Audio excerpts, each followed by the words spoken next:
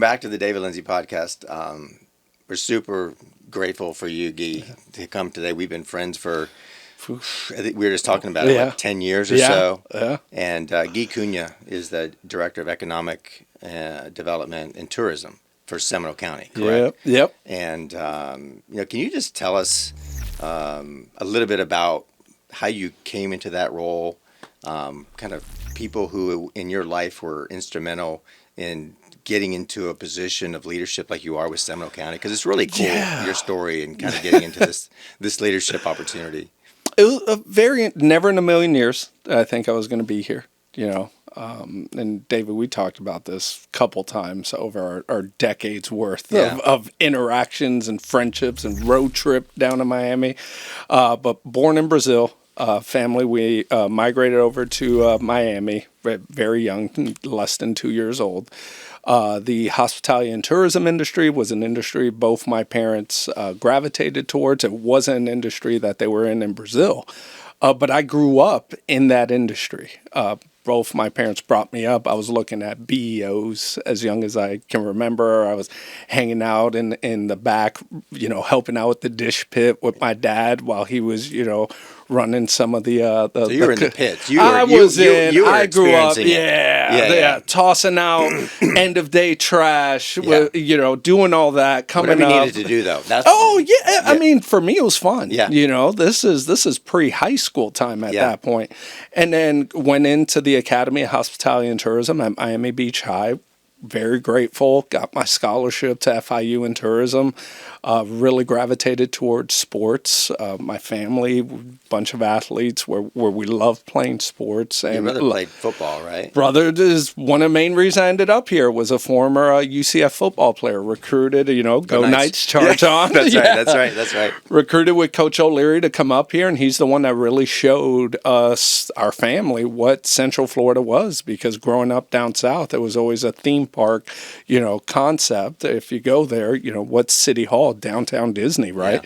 Yeah. So that's what growing up in Miami was, and went through working at Miami-Dade County Public Schools, loved coaching, thought I was going to be a high school athletic director. That's where I thought the whole goal was.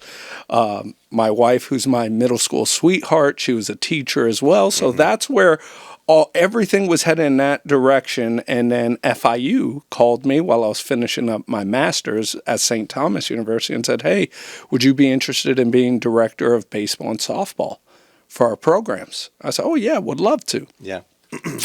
Had a blast there. But I saw myself getting pulled more because of my background in tourism towards a lot of the events that were going on. So we had a lot of international soccer teams would come and use the FIU facilities, and I was their liaison, work with the Brazilian national team, U.S. national team, a couple different club teams from Europe, from South America. And then FIU landed the Miss Universe contract. Oh, yeah. Okay. And it was, hey, Guy, we're going to need you on this side. Great baseball and softball. We actually need you more on the event side that's for a big FIU. Deal. That was a huge deal, a mega project that went through. So worked the Miss Universe project in the arena while balancing, basketball, volleyball, other, arena rentals as well, graduation commencements, all that. And then started getting interest into, let's see what else is out there, Central Florida specifically. At this point, I have my master's in sports administration, got my undergrad in tourism. And Seminole County invests $35 million in sports complexes using tourist development tax funds. Was that the Boomba? That's the Boomba Sports. So this is before the naming rights even came in. So Boomba's an apparel company out of Midwest. Okay. So this was just the Seminole County Sports Complex in Soldiers Creek, where that $35 million project. So I'm working at that point with the Sports Commission solely on the Seminole County account for business development.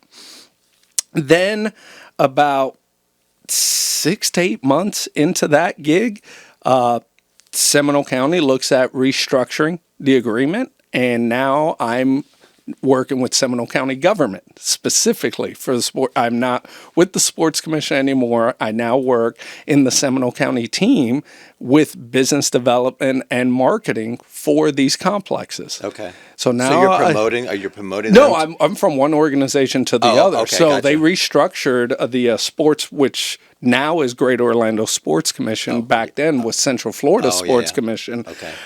They restructured their agreement with the county. They've been partners for decades. So restructure the agreement. Go, hey, initially we wanted the concept where it's contracted through a sports commission. We actually want an in-house team. So we want to bring in this team. Want Gui to come over, work directly with Danny, who was there for years. He's the division manager for tourism, and Danny Tross is fantastic.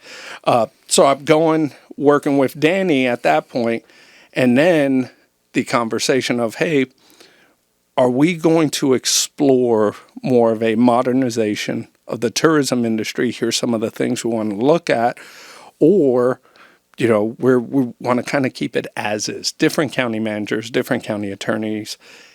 And then at that point, Florida Restaurant Lodging.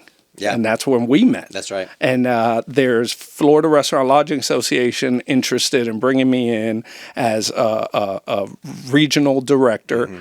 So I go, great, not a fan of memberships, but Seminole County at that point was saying, hey, Gui, great, we're going to stay down this path. We don't want to do anything kind of outside of this lane. We're not really trying to broaden it. So I said, okay, no harm, no foul. Let me explore FRLA. We meet, we go down that path. 8 months later, I'm still working with Seminole County to try to replace my position. And then Seminole County goes, Gui, actually, we kind of want to pivot. Yeah. We want to pivot. We like the ideas that we talked about. We want to bring you back in. Florida Restaurant Lodge Association's fantastic. Yeah. Love FRLA. It was a great time. I'm just not a memberships guy. Yeah. That's the best way to put it. You're meant to be in the Yes. Exactly. That's where I looked at it and I was like, hey, renewing memberships, great relationships we built at FRLA. But I was very excited at the pivot that Seminole County was the trajectory at that point. Yeah. Like, hey, we're interested in having a tourism improvement district discussion. We're interested in an indoor complex. We're interested in all of this, a modernization of our marketing Seminole County mix. Is booming. I mean, it was wild. Yeah, it crazy. was wild at that point. And it's pre-pandemic, and we go into it. And thank God we made that pivot because pandemic hit. We dropped about half of our demand at that point. Our lowest occupancy was about 40-45%, when other counties around the state, they were in 19 to 25%. And it was because we're mainly outdoor focused. Mm-hmm. So that's the part where we knew, okay, this pandemic is pushing everyone outside. This may be to our advantage. We're going to get hit, but not hit as bad. Yeah, that's right. Yeah. Mm-hmm. So positioned ourselves, got through that. We didn't lose a hotel. No hotel we didn't lose a single property. We actually built properties. We're the only tourism office that was actually hiring at the time, as we restructured our marketing strategy at that point and really went digital. Was at your that team, point. not to go back and relive, but because I know that your team has to be involved when there's like natural disasters like hurricane, you got to were you emergency man? Yeah. How did that work? Just to spend a little bit of time so people understand your role. I mean, a lot of stuff seems wow, this is fun. Touches a lot, but then you got to circle back and say, hey, if there's a hurricane or COVID. Obviously COVID, maybe we focus on that. Yeah. There's all this stuff that we have to do. Yes. So and how you coordinate with FEMA and all these other organizations. I mean, I'm glad you brought. We are we're part of the county government, so I am a county government employee. So whenever there's a hurricane, we all now take direction from our emergency management director, Alan Harris. Okay. Awesome to work with, fantastic. Always have a very good relationship with Alan Harris, and our department is responsible for essential support function 18. It's business relations. So on the front end of a natural disaster, we have to push out the messaging on how to be safe, on what you'll do post-storm, the resources that are out there for the community, the contacts. You can contact us. Here's the different contacts, state, federal, all of that, all the messaging that's provided to us and approved by emergency management. Okay. So we disseminate at that point, and then post-event, that's when we make sure the message is consistent. Post-event, here's where you go for the recovery efforts. Here's who you can communicate with, our entire team. So COVID was the same thing. We worked hand in hand and decided, okay, how's the messaging going to be tailored that we're not going to close down the hotels, but we're going to keep everyone safe. Mm-hmm. So if we're going to open up the sports complexes, what's all the emergency procedures that need to be in place and safety protocols need to be in place to open that? We also worked with our hotels on PPE. That was an acronym everyone had, right? Personal protective equipment, how we can incentivize and purchase the personal protective equipment and give them out to the hotels to make sure the front desk agents are, everyone's as safe as they could be during that moment. So any natural disaster, any emergency, all that, we work hand in hand. So does every department within Seminole County government. Our responsibility is at ESF 18. And that's where the pandemic struck, went through, kind of delayed us a bit on the Tourism Improvement District. But once that came through and worked through the pandemic, the county said, Gui, we're going to bridge economic development and tourism. It's a common pattern you'll see throughout the state, especially in a state like Florida. Tourism is economic development and vice versa. So bridged it together.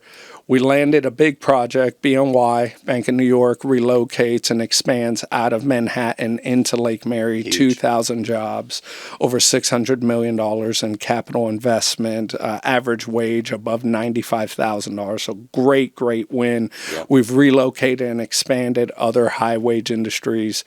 We have the lowest unemployment rate in the region, one of the top 5 lowest in the entire state. So economic development continued to grow, but cohesively with the tourism community. And now we have the major indoor complex project that the Tourism Improvement District funds. Okay. So our hoteliers are taxed and assessed at a higher rate than any hotelier in the entire state.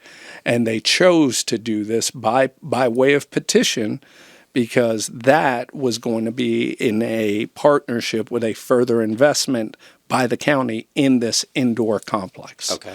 So very excited to see. We'll have continued conversations. I think early summer, we're going to have a really good idea of what this project will look like. I know you talked about, what a win the Tourism Improvement District was for you. Yeah. But for anybody listening that may not quite understand tourism like we understand tourism, can you just give like a thumbnail of what that means and what that win means to the county so they can understand the value and what that brings to the county?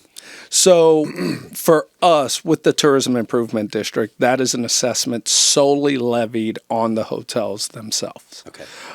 So with that assessment, the county had about 28 acres where it said, hey, an indoor complex can fit within these 28 acres from the county side.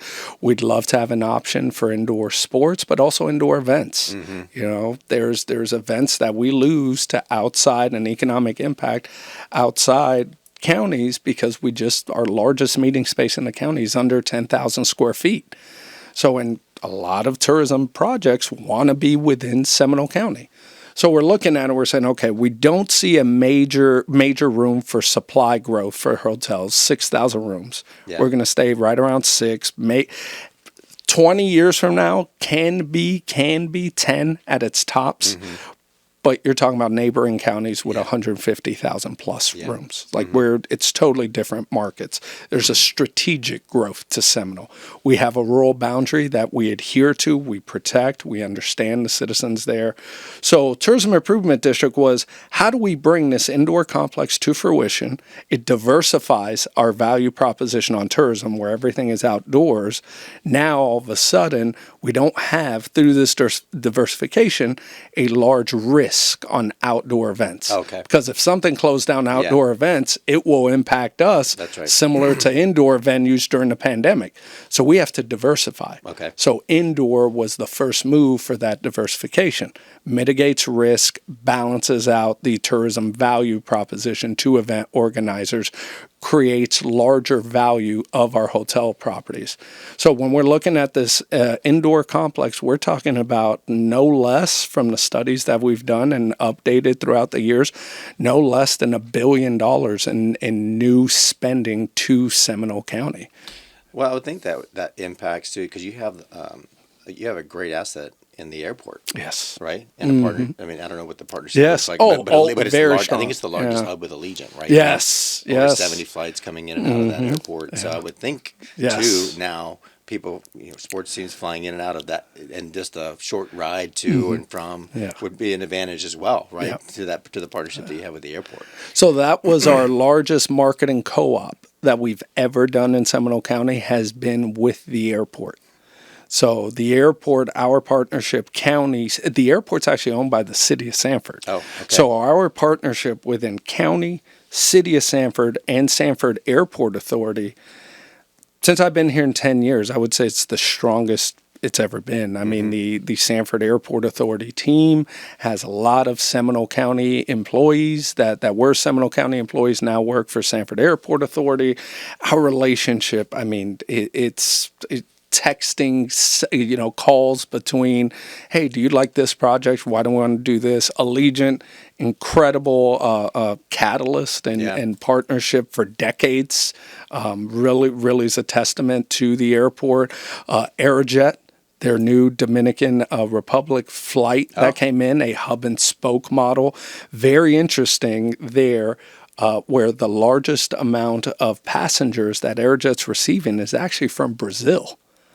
So they fly into Sao Paulo, and then Sao Paulo connects at Punta Cana through Aerojet and flies directly into Sanford. How big are the jets? How many people are coming in?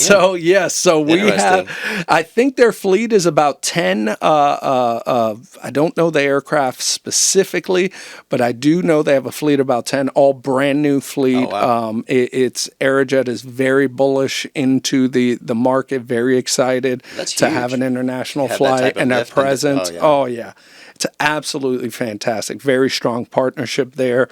You'll see the Aerojet logo on some of our Scout microtransit vehicles that are rolling around, the all EV fleet that we have out there. They've taken out a sponsorship on the Scout vehicle. So super excited to see the partnership work and the cohesiveness. Yeah. Now, obviously these big partnerships with BNY Mellon and the airline you just mentioned, but small businesses play a big role too. Yes. Can you talk about the importance of small business within Seminole County and what that means in your role as well? So that's our bread and butter. Yeah. So for us, we are a part of Orlando Economic Partnership. Love our partnership with the OEP. They do a great job of attracting large, mainly when we talk about strategies, is we do very well with headquarter relocation and expansions, either regional or national. They seem to like Seminole County a lot. So we really tailor our internal team focused on small business development. And how we define small business development is less than 50 employees. Okay. So something like 95% of the businesses registered in Seminole County or 10 employees or less. Wow. So when you see that, there's always a balance to the performance indicators that we judge. So we go, hey, that is a very large amount of our 20,000 plus businesses. But what is the wages like? Because we have to make sure that when you see that, you're not seeing very low wages, because there's different resources that we have to make sure we invest in for that market. But their wages are higher than our average annual wage in the county, or right at the average annual wage. So it's not small businesses that aren't generating high wages. So that's a very strategic and strong base for us, because it's a lot harder for a company with 5 employees to add an additional 5 employees than it is for a company with 200 employees to add 50. There's very little creativity when you get there. Our passion is the creativity on the small business side. What I see in some of the Seminole County Chamber events and all these new businesses every month, oh my gosh, there's 20 more businesses that have just decided to set up shop in Seminole County. That's got to make you happy, right? And we've rolled out the largest the largest investment in Seminole County history for small business development. So now for first time, National Entrepreneur Center is a part of Seminole County, invested in programming in Seminole County. Central Florida International Trade Office, Prospera is in Seminole County as well. The incubators have expanded. They're the largest they've ever been in Seminole County. So we have a UCF incubator and a Seminole State College incubator, and working on further expansions there. From a you have the SBDC, Small Business Development Council, over at Seminole State College. There's a lot of reinvestment from the county for the businesses that we have within the county. And at the end of the day, we never forget our larger businesses, 50 plus employees, where whatever support they need will come in and assist them with expansion resources. So if they're going, for example, Deloitte added another 100 jobs, we support Deloitte on that 100 job expansion they had. The BNY acquisition was actually 2 and possibly even 3 projects, because the acquisition at first, their expansion, almost doubled in size. Wow. They were coming thinking it was just going to be 1,000 employees, and now they're over to 2,000. They've had a major impact throughout Lake Mary, specifically unincorporated Lake Mary. Their campus there is absolutely fantastic. We're having companies graduate out of the incubator space and bring their headquarters within the incubator. Hoverfly, the UCF professors that created tethered drones that are used to bounce signals off of and can be used for surveillance. The county has purchased, but also other countries have purchased drones, from Hoverfly, and these drones are used in national security and other efforts throughout the globe. You'd be very surprised in seeing where Hoverfly drones actually are. This started in Seminole County? It started at the UCF Winter Springs incubator. Yeah. These incubators are amazing. What creative minds come through there and what they create and where they go. It's amazing. So, and here's the part from the incubator standpoint that I always believe it's a secondary message, but it shouldn't be. Mm-hmm. So, you have this space, 10,000 square feet. Let's use the UCF space. Mm-hmm. So you have 10,000 square feet that's currently unoccupied Class A office space, looking to have a lease. Well, if it's leased by an incubator, every year we do a study on the economic impact of that incubator. So even without expansion out of that, you have office space that's there, that's impacting every time that it's vacant, it's impacting appraised value, it's impacting overall economic development to that space. Now you've literally installed 18 small businesses within that space. Oh, wow. And you're seeing an economic impact, even if they do not graduate, and there's term limits, they can't be there forever. It's like 5 years, right? Yeah. So even if they don't graduate within the term limit, that space now has a very high economic impact. I never even thought so about it that way. that's where it's like, hey, the graduate stories are fantastic. Yeah. But for us, when we have vacant space, if you're strategically putting incubators into vacant spaces, that becomes the catalyst for the growth within that office park, within that manufacturing facility. There's many different strategic locations. Like if you're looking at an office building with 95% occupancy and you have 5% vacancy, I'm not going to put an incubator there. It makes no sense. Exactly. That's right. That's where when you look at it and you go, hold on, I can group together small businesses, provide them resources through Seminole State College or UCF so they can grow, and now we can literally place them in a location of need where you're literally putting in tens of millions of dollars in economic impact in one swift project. I love the incubator system.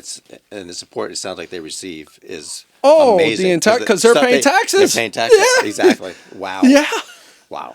I want to just transition just a little bit. Just talk about people who may not be familiar with Seminole County and Lincoln County. There's many buckets of tourism, and obviously sports and cultural. Yes. Can you just highlight a few things about Seminole County of why people watching, why they might want to go there for a day or do a little staycation, get out of Orlando or get out of Kissimmee or wherever they might be, and just feel like, hey, wow, I need to come out here more often. Oh yeah. Yeah, because I know, but you know more about it than I do, of course. The events in Seminole, and again, I'm coming from Miami. Yeah. So the events in Seminole, even when I compare it to the events that I've been in Miami, second to none.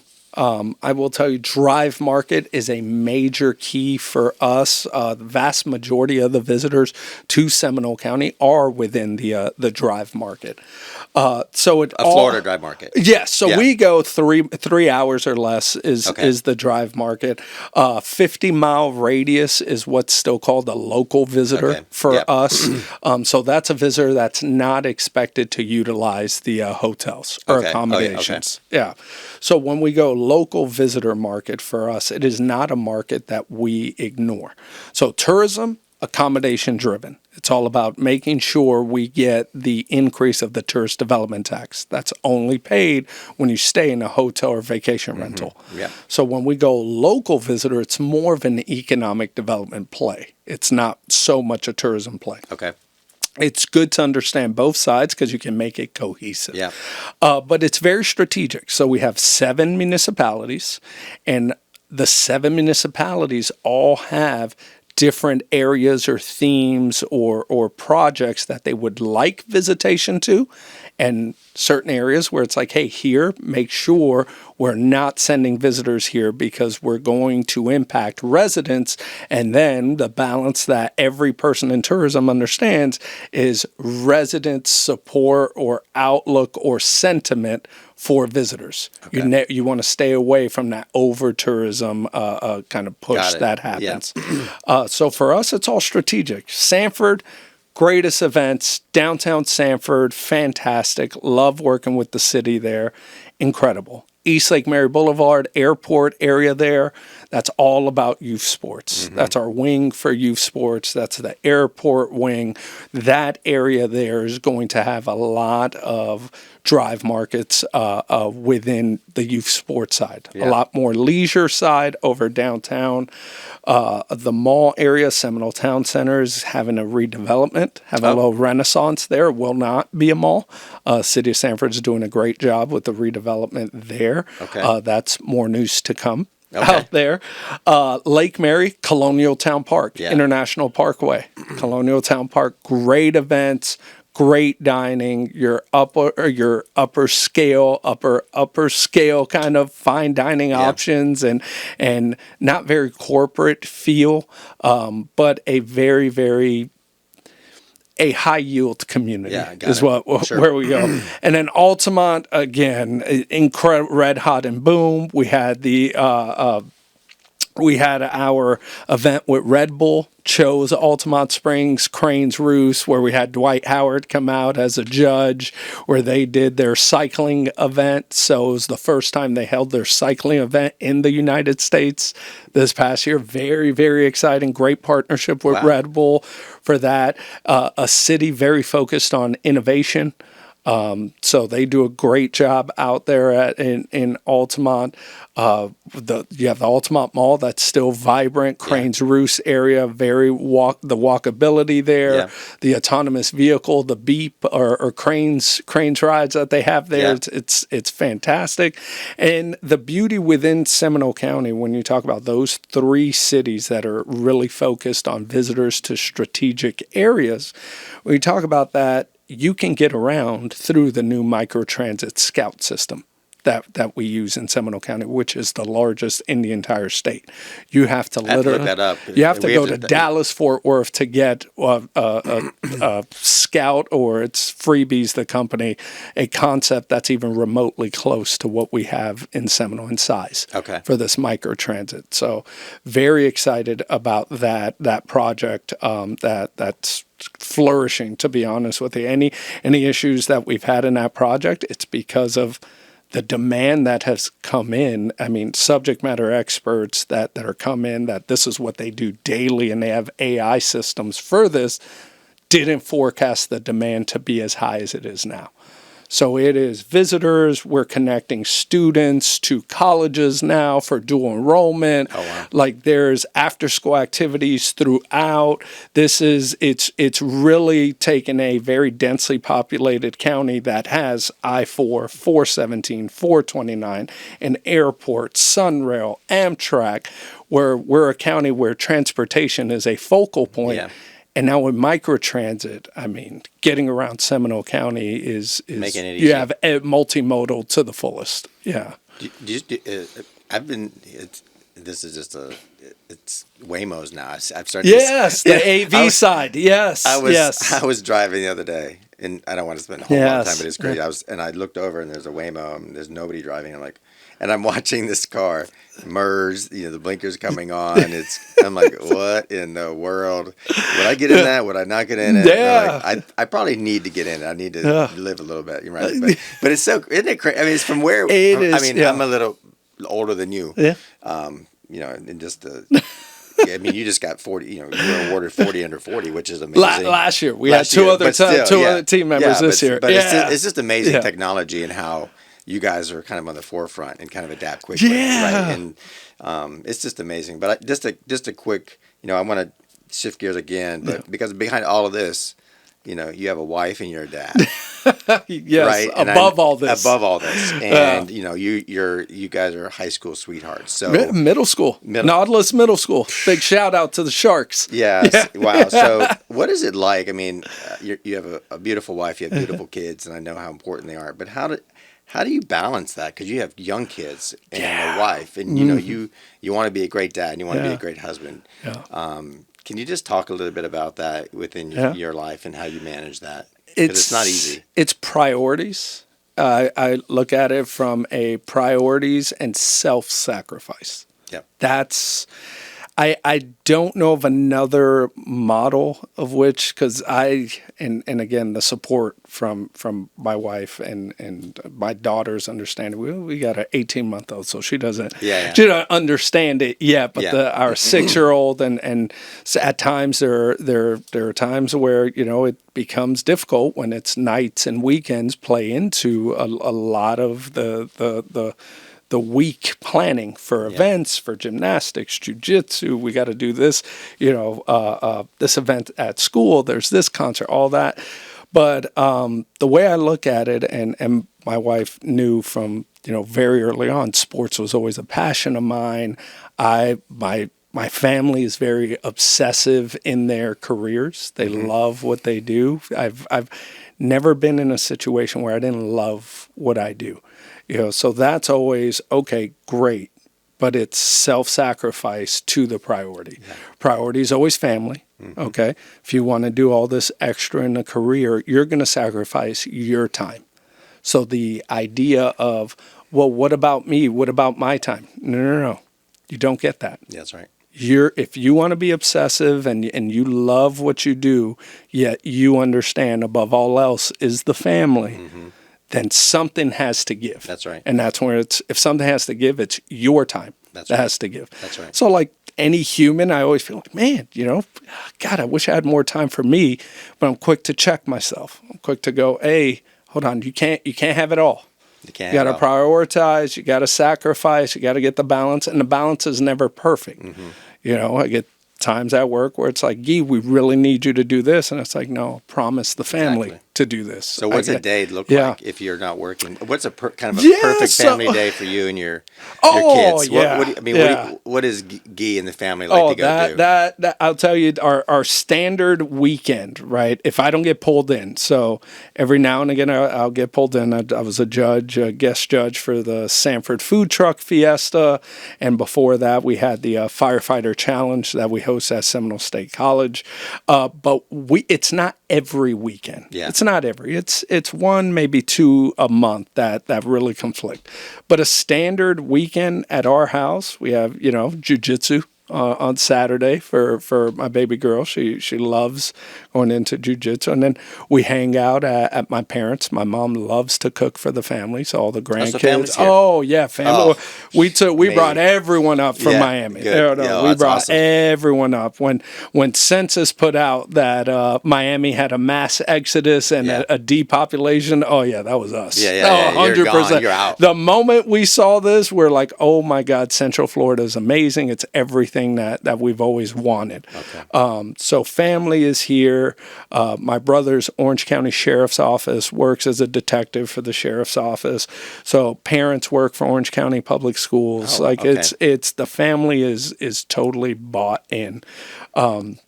So for us, hanging out at my parents' house, mom loves to cook. Kids run around, pool. They act a fool at the grandparents' house. Exactly. And then Sunday, it's really our day where we'll have an event planned, but we keep it simple. Do our Publix run on Sunday, and Publix, then we do or Costco or whatever. Exactly. We do the grocery shopping in the morning. Lead off with that, and then have some type of Sunday just us four family type of event, and that is. Probably fills your bucket back up. Oh, 100%. That's sacred. Yeah. Like that is we rarely deviate from that because it's, hey, when the girls are asleep, then now I'm not dad anymore. I'm a spouse. Yeah. It's spouse time. In my mind, I know, Gotta girls are asleep. Exactly. Now it's time to focus on my queen. Yeah. Girls are awake. We are now parent time. Yeah. So it's like every parent. There's it's difficult, but that's what I always tell everyone.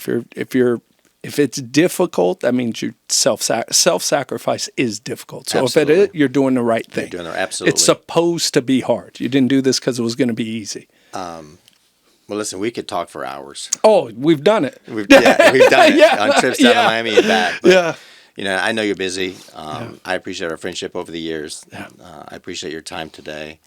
And I look forward. I mean, we run into each other not enough. Yeah.